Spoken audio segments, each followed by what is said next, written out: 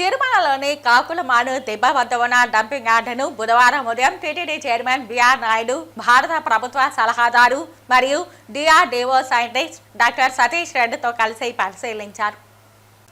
ఈ సందర్భంగా చైర్మన్ మీడియాతో మాట్లాడుతూ, తిరుమలలో గత కొన్ని సంవత్సరాల నుంచి పేరుకుపోయిన 4.5 లక్షల మెట్రిక్ టన్నుల చెత్తను తొలగించేందుకు అన్ని ఏర్పాట్లు చేస్తున్నామని అన్నారు. పేరుకుపోయిన చెత్త వల్ల దుర్వాసన రాకుండా చర్యలు చేపట్టామని, సాలిడ్ వేస్ట్ మేనేజ్మెంట్ నిబంధనల ప్రకారం చర్యలు తీసుకుంటామని చెప్పారు. అనంతరం DRDO scientist doctor Satish Reddy మాట్లాడుతూ, తిరుమలలో ప్రతిరోజు 40 నుండి 50 టన్నుల రకరకాల వ్యర్థాలు ఉంటాయన్నారు.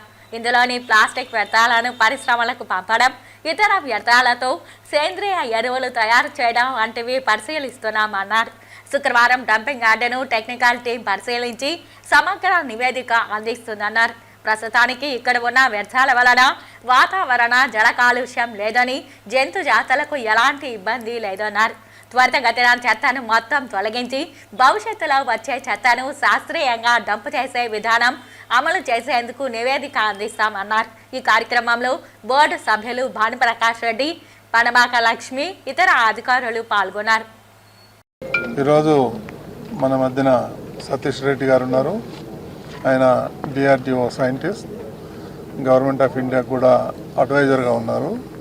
ఆయన తీసుకొచ్చి చూపించి సలహాలు తీసుకోవాలి, ఇది ఎంత త్వరగా ఈ ఏదైతే ఉందో ఇదంతా ఎలా తొలగించాలి అనే దాని మీద ఆయన అడ్వైజ్ తీసుకుందామని తీసుకొచ్చాము. ఎంత తొందరగా వీలైతే అంత తొందరగా ఇవన్నీ క్లీన్ చేయాలి, లేకపోతే ఎవ్రీడే 50-60 టన్స్ వస్తుంది, దాన్ని ఏం చేయాలి, ఇప్పుడు ఉన్నదాన్ని ఏం చేయాలి అనే దాని మీద సార్ నాటి ఒక రిపోర్ట్ తీసుకుందాం. దాని మీద ఏం చేయాలనేది బోర్డులో పెట్టి నిర్ణయం తీసుకుందాం అనేసి వారిని తీసుకొచ్చాము. సో దీని మీద సతీష్ రెడ్డి గారిని 2 మాటలు మాట్లాడాలి. కొంతమంది సైంటిస్టులు దీని మీద వేస్ట్ ఎనర్జీ మీద పనిచేసినటువంటి వాళ్ళు ఉన్నారు. వాళ్ళతో మాట్లాడడం జరిగింది. ఈరోజు నేను స్వయాన చూడటం జరిగింది. చూసి ఇక్కడ ఉన్నటువంటి పరిస్థితి అర్థమైంది. రేపు టెక్నికల్ టీం ఇక్కడికి మళ్ళా వస్తున్నారు. టీటీడీ చైర్మన్ గారు వారి టీంని ఇప్పుడే రేపు వాళ్ళందరితో కలిసి మొత్తం అన్నీ కూడా చూసి రిపోర్ట్స్ అన్నీ చూపించమని చెప్పారు.